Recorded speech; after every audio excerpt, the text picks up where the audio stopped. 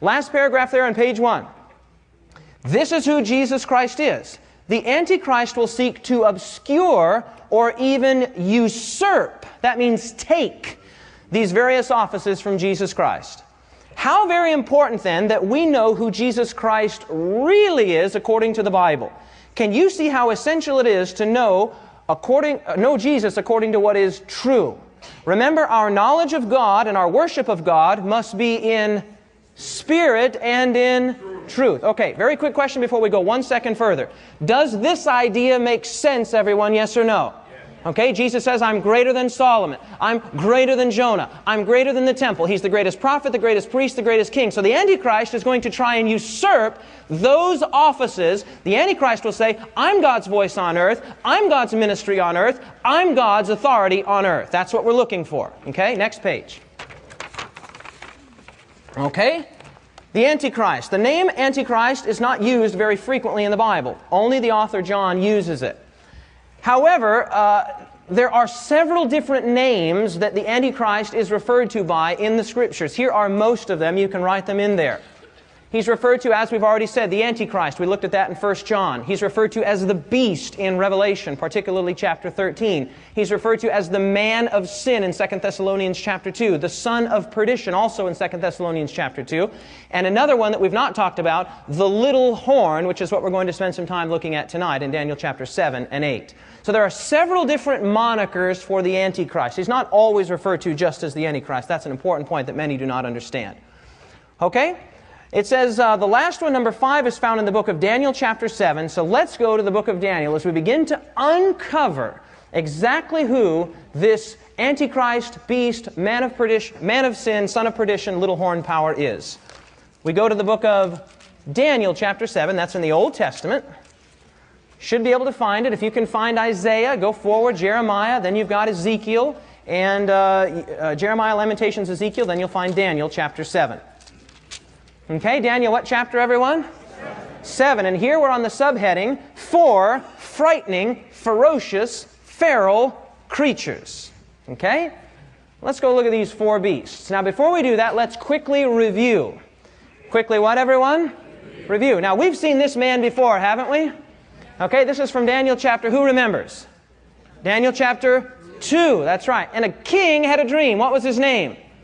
Nebuchadnezzar. That's exactly right. And he had a dream of a great metal man, the head of gold, the chest and arms of silver, belly and thighs of bronze, long legs of iron, and then the feet partly of iron and partly of clay. And we saw that this metal man was a great timeline. A what, everyone? Timeline. Very simple. And so you can be filling these in here. It's actually quite simple there on your sheet. Babylon reigned from 605 to 539 BC, followed by the Medo-Persian Empire, the twin empires of the Medes and the Persians, 539 to 331. This is all review, by the way. Greece from 331 under the reign there, the auspices of Alexander the Great, till 168 BC. Rome for almost 700 long years, from 168 BC to 476 AD, and then, of course, divided Rome, which is the day in which we live today. Daniel said the dream is certain and its interpretation is sure. This is Daniel chapter 2. Daniel chapter what? 2. Okay, so let's go to our study guide. It says, God is the greatest teacher in the universe.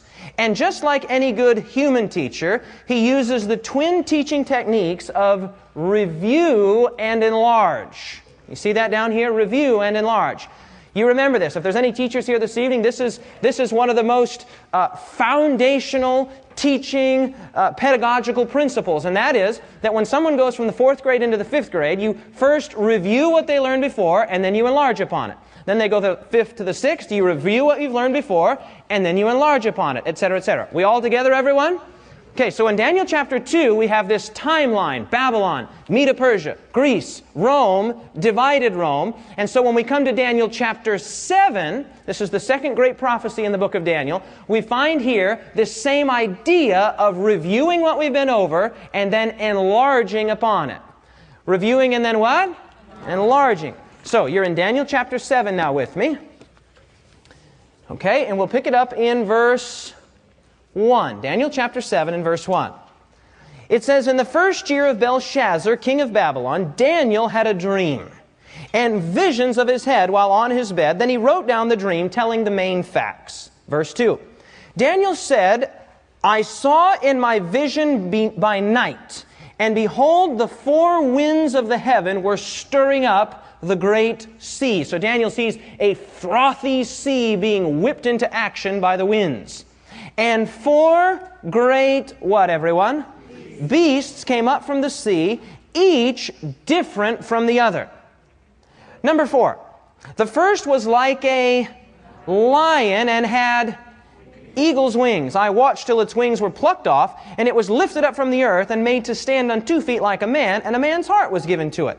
And suddenly another beast, a second like a bear, was raised up on one side and had 3 ribs in its mouth between its teeth. And they said thus to it, Arise, devour much flesh. Verse 6. After this I looked, and behold, there was another, like a leopard, which had on its back 4 wings of a bird. This beast also had what? It was a very unusual beast.